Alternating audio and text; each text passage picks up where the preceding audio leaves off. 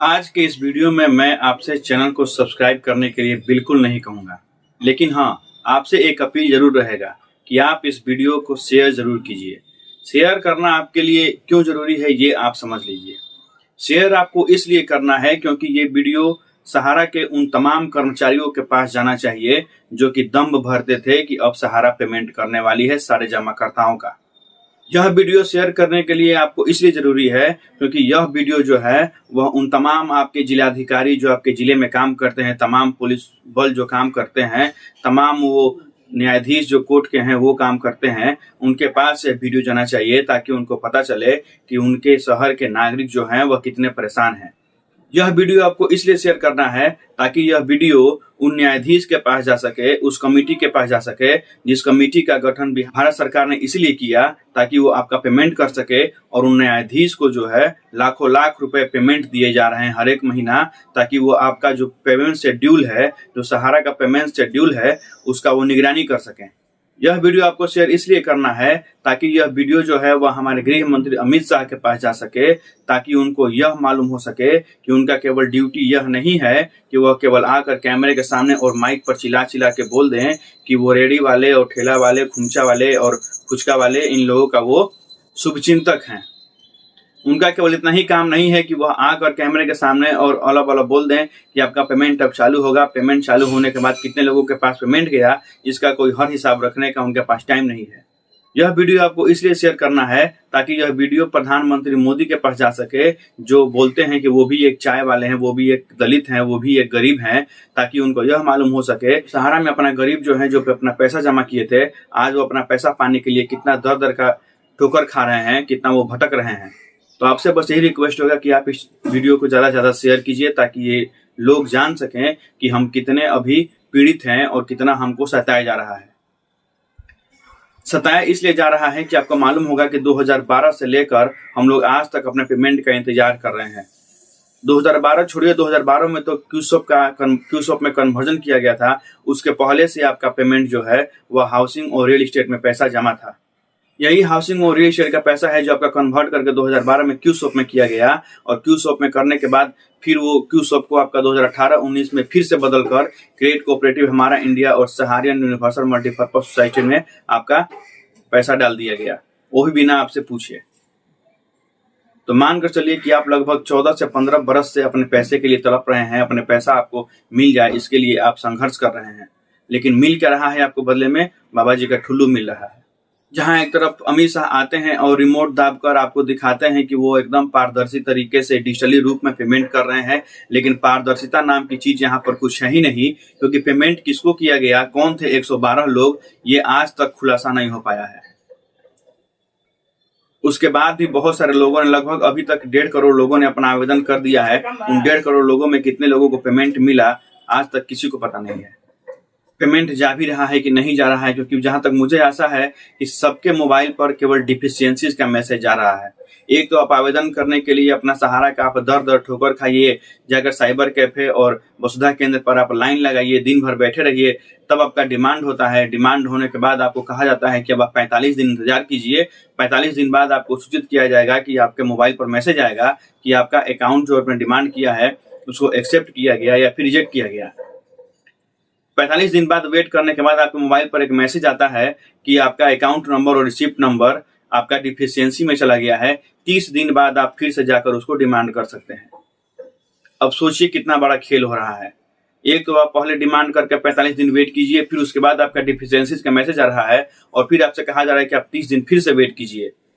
30 दिन बाद क्या बदल जाएगा? जो मेरे पास बॉन्ड है 30 दिन बाद मेरे पास वही बॉन्ड रहेगा, जो उसमें अकाउंट नंबर लिखा गया है उसमें वही अकाउंट नंबर रहेगा, वही रिसिप्ट नंबर रहेगा, वही मेरा नाम रहेगा। तो 30 दिन बाद क्या बदल जाएगा कि मैं 30 दिन बाद फिर से डिमांड करूंगा तो मेरा फिर आप पैसा भेजिएगा?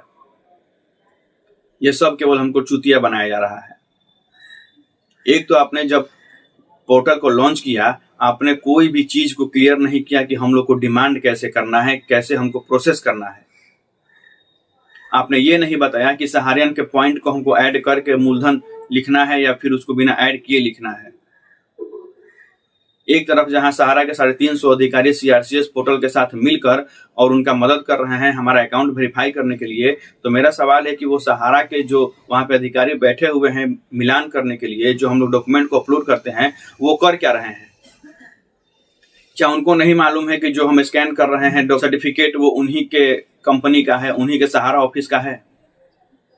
जब हम अपना आधार से ऑथेंटिकेट करके और लॉगिन कर रहे हैं, आधार पर मेरा ही नाम है, और जब मैं बॉन्ड स्कैन कर रहा हूं बॉन्ड पर मेरा ही नाम है, अकाउंट नंबर मैं उसी पर से देख कर लिख रहा हूं, रिसिप्ट नंबर मैं उसी पर से देख कर लिख रहा हूं, मैं अपना डिपॉजिट अमाउंट उसी पर से देख के लिख रहा हूं, तो फिर ये डिफरेंशिएशन का मैसेज आने का मतलब क्या हुआ? इसका मतलब यही हुआ कि अब जानबूझकर हम लोग के साथ ऐसा कर रहे हैं। और एक दूसरी बात, मैंने अपने 32 अकाउंट का डिमांड किया था। जरा आप खेल सोचिएगा, मैंने अपने 32 अकाउंट का डिमांड किया था। अब आप सोच कर देखिए कि अगर कोई सहारा का ऑफिसर या फिर सीआरसीएस पोर्टल पर जो भी बैठा हुआ है, अगर वो मेरा प्रोफाइल खोलेगा तो उसको दिखाएगा कि मेरा 32 अकाउंट मैंने डिमांड किया है। अब जो कोई मेरा अगर प्रोफाइल को वेरीफाई करेगा, मेरे द्वारा स्कैन किए गए डॉक्यूमेंट को जब वो चेक करेगा, तो उसका कोशिश यही रहेगा कि वो मेरा जब प्रोफाइल खोलता है तो उसी टाइम पे वो 32 को वो क्या करे, वेरीफाई कर ले। लेकिन मेरे ऊपर जो मोबाइल पर मैसेज आ रहा है वो 2-2 दिन 4-4 दिन बाद आ रहा है। 2 अकाउंट का आज मैसेज आ गया कि आपका डिफिशियंसीज है, फिर 4 दिन बाद 2 अकाउंट का आ रहा है कि आपका डिफिशियंसीज है, फिर 2 अकाउंट का 4 दिन बाद आ रहा है। मेरे पूछने का मतलब ये है कि जो वहां पर सहारा पोर्टल पर लोग बैठे हुए हैं, सीआरसीएस पोर्टल पर लोग बैठे हुए हैं, क्या वो 2-2 4-4 दिन कर करके और किसी का अकाउंट चेक कर रहे हैं, किसी का प्रोफाइल चेक कर रहे हैं? ऐसा नहीं होता है ना। अगर आपका हम प्रोफाइल खोलेंगे तो हमारा कोशिश यही रहेगा कि आपका प्रोफाइल हम जब खोल रहे हैं तो आपका 32 अकाउंट एक ही बार में हम चेक कर लें, और जो उसमें त्रुटि है, जो मैसेज है, वो आपको हम भेज दें। लेकिन यहाँ पे ऐसा नहीं हो रहा है। हमको लग रहा है कि ये लोग बस यही कर दिए हैं कि जितने लोग हैं उनके अकाउंट पर एक ही मैसेज को वो लोग जो है वह सेट कर दिए हैं कि हर 2 दिन 4 दिन बाद आपको आपके अकाउंट नंबर सहित और आपके रिसिप्ट नंबर सहित आपको डिफिशियंसीज का मैसेज चला जाएगा। उसी में से रेंडमली कुछ अकाउंट में 10,000 रुपए चले जा रहे हैं। किनको जा रहे हैं वो भी किसी को पता नहीं है कि जांच सके कि हाँ वो ऑथेंटिक डिपॉजिटर है भी, या फिर आप केवल जो बड़े बड़े लोग हैं जो कंपनी में अरबों खरबों रुपए जमा किए हैं, केवल आप उन्हीं को पैसा दे रहे हैं, ये भी कुछ पता नहीं चल पा रहा है। तो भारत में सबसे बड़ा स्कैम जो है, सबसे बड़ा घोटाला जो है, सबसे बड़ा फर्जीवाड़ा जो है, वो आज यही चल रहा है। इस पर किसी का ध्यान नहीं है। यहाँ पर गोदी मीडिया भी कुछ नहीं बोल रही है, जो दिन भर मोदी मोदी चिल्लाते रहती है। जब सीआरसीएस पोर्टल का लॉन्च किया गया था अमित शाह के द्वारा, तो यही गोदी मीडिया आपको चिल्लाते हुए देखी होगी सोशल मीडिया पर कि अब सहारा का पैसा, करोड़ों निवेशक जो हैं उनको पैसा मिलेगा सहारा का।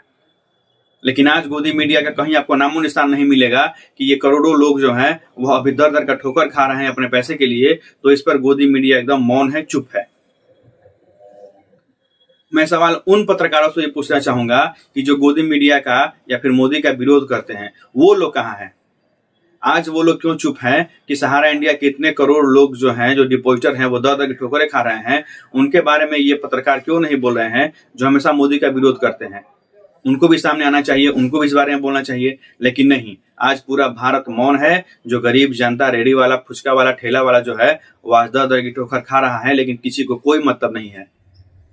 मतलब होगा, देखिएगा 2024 का चुनाव जब आएगा तो सबको मतलब होगा। फिर ये लोग आपके द्वार पे जाएंगे, आपसे वोट मांगेंगे, आपको यह भरोसा दिलाएंगे कि सबसे शक्तिशाली आप ही हैं। आपके एक वोट का कितना ज्यादा शक्ति होता है ये दर्शाएंगे, ये आपको बताएंगे। लेकिन उस वक्त आपको उन लोगों से यही प्रश्न पूछना है कि कहाँ गया हमारा जो गाढ़े कमाई का पैसा था, जो सहारा में फंसा हुआ है, उसके लिए आपने हमारे लिए क्या किया, आपने कितना लड़ा? ये आप सवाल जरूर पूछिएगा जो भी आपके द्वार पर जाए, चाहे वो मोदी का ही क्यों ना उम्मीदवार हो, चाहे वो एंटी पार्टी इंडिया का ही क्यों ना उम्मीदवार हो। आपको सबसे ये सवाल पूछना है कि आप मेरे लिए कितना खड़े हुए हैं और आपने मेरे लिए क्या किया है। जब इलेक्शन आता है तो एक आम आदमी सबसे बलवान नजर आता है नेताओं को, क्योंकि एक आम आदमी का एक वोट उसके लिए बहुत ज्यादा ही महत्वपूर्ण होता है। तो वो आपको आपके बलशाली होने का आपको दिखावा करते हैं कि आप बहुत ज्यादा बलशाली हैं। बलशाली तो हैं हम, लेकिन हम पूछेंगे, अब की बार जो वोट मांगने आएगा हम उससे पूछेंगे कि आपने हमारे पैसे के लिए क्या किया है। जो हम 15 साल से अपने पैसे के लिए लड़ रहे हैं, उस पैसा को हमको दिलाने के लिए आपने हमारे लिए क्या किया? आप कितनी बार आवाज उठाएं, कितनी बार आप लड़े हमारे लिए, ये हमें पूछना पड़ेगा। बीजेपी के राज में ही सहारा के मुखिया जो हैं सुब्रतो राय, उनको जेल भेजा गया था और बीजेपी के राज में ही सुब्रतो राय को बेल मिला था। 2015-16 में सुब्रतो राय को बेल मिला था और वो आज तक बेल पर बाहर हैं, मटर गश्ती कर रहे हैं। इतना लंबा बेल आज तक हमने नहीं सुना था किसी को बेल इतना लंबा मिले।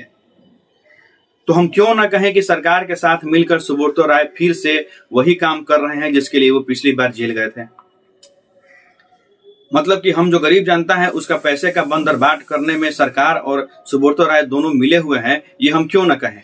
तो आदमी हमारे हजारों करोड़ रुपए, 86,000 करोड़ रुपए लगभग हैं, उसको गबन करने के आरोप में जेल गया था, वो आज खुला घूम रहा है आज 7-8 सालों से, वो भी बेल के नाम पर। तो हम क्यों ना कहें। हमारे भोजपुरी में एक कहावत भी है कि आज जेल हुई काल बेल हुई या परसों से उहे खेल हुई। तो हम क्यों ना कहें कि फिर से वही खेल चालू हो गया है। सहारा इंडिया और जो हमारा CRCS पोर्टल है या कहें गृह मंत्रालय जो है, जो हमारे अमित शाह है, वो सारे मिलकर और हम गरीबों को मूर्ख बना रहे हैं। हम ऐसा क्यों ना कहें और हम क्यों ना सरकार से सवाल पूछे कि हमारा पैसा कहाँ गया, हमारा पैसा कब मिलेगा। दोस्तों, मैंने पिछले बार भी सहारा इंडिया पर बहुत सारे वीडियो बनाए हैं और आप लोगों का कुछ कमेंट भी आता है। जिन लोगों को डाउट रहता है वो कमेंट बॉक्स में पूछते हैं, तो कुछ आपके हम डाउट्स का भी क्लियर कर दे रहे हैं। जो क्वेश्चन हमसे हमेशा पूछे जाते हैं उसका मैं कुछ सबको जवाब दे देता हूँ। लोग पूछते हैं कि डिफिशियंसीज का मैसेज क्यों आ रहा है, उसका कारण क्या है। तो देखो भाई, एक क्लियर बात है कि डिफिशियंसीज का मैसेज आने का कोई कारण नहीं है, कोई ऑथेंटिक मैसेज नहीं है। डिफिशियंसीज का मैसेज क्यों आ रहा है ये आप जानते हैं कि जब आपको मैसेज मिल रहा है तो वहां पे साफ लिखा गया है कि आपका ये अकाउंट नंबर और ये रसीद नंबर आपका जो है वो डिफिशियंसीज में चला गया है। जब आप अपना डिपॉजिटर लॉगिन करते हैं तो आप देखते हैं कि जहां आपको आधार नंबर और अपना मोबाइल नंबर डालना है उसके नीचे आपको एक नोट लिखा दिखाई देगा जहां पर लिखा रहता है कि आप 30 दिन बाद फिर से अप्लाई कर सकते हैं। तो कुछ लोग ये कह रहे हैं कि डिफिशियंसीज का मैसेज इसलिए आ रहा है क्योंकि आपने अकाउंट नंबर अच्छे से नहीं डाला है, रिसीप्ट नंबर अच्छे से नहीं डाला है, इसलिए आपका आ रहा है। लेकिन मैं जानता हूं, तो मैंने अपना अकाउंट नंबर और रिसीप्ट नंबर एक एक अकाउंट को मैंने सही डाला हुआ है, इसलिए अकाउंट नंबर रिसीप्ट नंबर का कोई खेला ही नहीं है। फिर कुछ लोग बोल रहे हैं कि आपने स्कैन गलती किया होगा, स्कैन आपका धुंधला होगा। तो महाशय, स्कैन जो आपका बॉन्ड मिला है उस बॉन्ड पर हमने अपने हाथ से तो लिखा नहीं है कि हमने धुंधला लिख दिया है। हमारे घर का प्रिंटर तो था नहीं कि हमने उस पर जो प्रिंट था उसको धुंधला प्रिंट कर दिया है। वो सहारा का ही प्रिंटर था, क्योंकि डॉट मैट्रिक्स प्रिंटर से वहां पे प्रिंट होता है सहारा ऑफिस में, तो डॉट डॉट डॉट डॉट करके प्रिंट होता है। तो वो प्रिंट आपका हो सकता है कि धुंधला हो, उतना भी धुंधला नहीं है कि आप समझ सके। आप बॉन्ड नंबर जो ऊपर लिखा हुआ है उस बॉन्ड नंबर को जब आप डालेंगे तो आपका सारा डिटेल खुल जाएगा। तो CRCS पोर्टल पर जो बैठे हुए हैं सहारा के जो अधिकारी सहायता करने के लिए CRCS अधिकारियों का, वो क्या कर रहे हैं, क्या वो उस बॉन्ड नंबर से नहीं पहचान सकते हैं कि हाँ ये जो डिपॉजिटर है जो लॉगिन किया है अपने आधार से वो ऑथेंटिक है कि नहीं है। आप ही का बॉन्ड है, आप ही का पोर्टल है, आप ही का सब चीज है, फिर भी आप डिफिशियंसी का मैसेज भेज रहे हैं। तो डिफिशियंसी जानने का अगर हम ऑथेंटिक कोई कारण जानना चाहेंगे तो आपको नहीं मिल सकता है, क्योंकि वहां पे लिखा ही नहीं गया है। वहां पे ये लिखा जा रहा है कि 30 दिन बाद आपको मालूम चलेगा। 30 दिन बाद अब आप देखने को मिलेगा कि क्या वहां पे लीक करा रहा है, क्योंकि फिर हम 30 दिन बाद वही बॉन्ड को स्कैन करके डालेंगे, फिर उसी रिसीट नंबर को डालेंगे, फिर उसी अकाउंट नंबर को डालेंगे। तो क्या खेल हो रहा है इसका कोई भी अभी ऑथेंटिक नहीं मिल पा रहा है जानकारी। दूसरा, लोग बहुत ज्यादा क्वेश्चन ये पूछते हैं कि अगर उनके पास 40 अकाउंट है या 50 अकाउंट है तो क्या उस 40-50 अकाउंट पर 10-10 हजार रुपए मिलेंगे या फिर सबको मिलाकर केवल 10,000 रुपए मिलेंगे। तो दोस्त, आलम अभी यह है कि आपको एक भी अकाउंट पर एक भी रुपया नहीं मिल पा रहा है। आपके पास 10 अकाउंट हो, 20 अकाउंट हो, 25 अकाउंट हो, किसी पर आपको पैसा नहीं आ रहा है, सब पर डिफिशियंसीज का मैसेज आ रहा है। लेकिन अभी तक यही मामला सामने आया है कि आपके पास चाहे 20 अकाउंट हो, चाहे 50 अकाउंट हो, चाहे 5 लाख का आपका डिपॉजिट अमाउंट हो, चाहे 10 लाख का हो, आपको केवल 10,000 रुपए फर्स्ट फेज में दिए जाएंगे। चर्चा ये भी हो रहा है कि सेकेंड फेज में आपको 30,000 रुपए मिले और थर्ड फेज में आपको टोटल आपका ब्याज सहित पैसा मिल सकता है। कहा तो यही जा रहा है और जो कहा जाएगा वो हम लोग सुनेंगे ही। कथनी करने में अंतर तो आप जानते ही हैं। सरकार है, वोट मांगने के लिए आपसे कुछ भी कह देगी और जब करने का बारी आता है तो आपके मोबाइल पर 30 दिन बाद, 45 दिन बाद डिफिशियंसीज का मैसेज भेज दिया जाता है। और CRCS पोर्टल पर आप देखेंगे तो इससे संबंधित कोई भी जानकारी आपको अपडेट नहीं किया जाता है, या कोई भी अधिकारी जो सहारा के हो या फिर जो CRCS पोर्टल के हो इसके बारे में कोई आपको जानकारी नहीं देते नजर आएंगे। बहुत लोग ये भी पूछते हैं कि उनका पूरा पैसा ब्याज सहित कब तक मिलेगा। तो अभी आप देख रहे हैं कि अभी आपका फर्स्ट फेज का 10,000 रुपये मिलने में ही हमको लग रहा है कि साल से 1.5 साल लग जाएगा, क्योंकि अभी तो आप अपना डिमांड करके 45 दिन वेट कर रहे हैं कि मैसेज आए। 45 दिन बाद मैसेज डिफिशियंसीज का रहा है, फिर उसके बाद कहा जा रहा है कि 30 दिन बाद आप फिर से डिमांड कीजिएगा। 30 दिन आप डिमांड बाद फिर से कीजिएगा तो भी कोई ठिकाना नहीं है कि आपका पेमेंट आ ही जाए, फिर उसमें कुछ त्रुटि आएगा, फिर हो सकता है कि आपको 60 दिन का फिर मौका दिया जाए। ऐसे ही करते करते हो सकता है कि आपका फर्स्ट फेज का पेमेंट करने में ही साल 1.5 साल लग जाए। उसके बाद सेकंड फेज चालू होगा, फिर थर्ड फेज चालू होगा। कितना फेज चालू होगा कोई मतलब नहीं है। यानी आपका ब्याज सहित पैसा मिलने में 4 से 5 साल भी लग सकते हैं। अगर ये सरकार रही तो आप उम्मीद भी कर सकते हैं कि 4 साल 5 साल में मिल जाए। अगर सरकार बदलती है तो फिर लंबा प्रोसेस, फिर वही आपका मामला अटक जाएगा। फिर क्या होगा कोई नहीं जानता है। पेमेंट का शेड्यूल फिर नए तरीके से बनेगा कि इसी पर होगा, कोई नहीं जानता है। तो बस हम लोगों को यही करना है कि इस वीडियो को ज़्यादा ज़्यादा आप फैलाइए, ताकि ये वीडियो जो है वह शीर्ष अधिकारियों के पास पहुंच सके और वो समझ सके कि हम कितने परेशान हैं हमारे पैसे के लिए। अरे 1 रुपया भी 1 रुपया होता है, वो भी पैसा होता है। तो हमारे 10,000 ही मिले, 10,000 में हम बहुत सारे काम अपने कर लेंगे। मिले तो सही, अभी केवल मिल रहा है तो मिलने के नाम पर बस आश्वासन मिल रहा है, डिफिशियंसीज का मैसेज मिल रहा है, 30 दिन वेट करने का मैसेज मिल रहा है। ऐसा कब तक चलेगा? तो मेरा अपील है हमारे भारत सरकार से और हमारे सारे अधिकारियों से, सहायक अधिकारियों से भी, कि ये सब जो प्रॉब्लम आ रही है डिफिशियंसीज का मैसेज और जो कुछ भी प्रॉब्लम है उसको आप बताइए कि ऐसा मैसेज क्यों आ रहा है, क्या त्रुटि है, ताकि हम उसको समय रहते हुए सुधार सकें। ऐसा ना हो कि 45 दिन बाद या 30 दिन बाद हम फिर से डिमांड करें और फिर से हमारे पास वही मैसेज आए। तो जो कुछ भी आप कर रहे हैं एकदम पारदर्शिता तरीके से कीजिए, ताकि हम लोग परेशान ना हो। आप लोगों से यही रिक्वेस्ट रहेगा दर्शकों कि वीडियो को ज़्यादा से ज़्यादा आप लोग शेयर कीजिए। बस हम आपको सब्सक्राइब करने के लिए नहीं बोलेंगे, बस आप शेयर कीजिए ताकि ये वीडियो जो है वह सारे शीर्ष अधिकारियों के पास पहुंच सके। चलिए मिलेंगे अगले वीडियो में, तब तक के लिए धन्यवाद।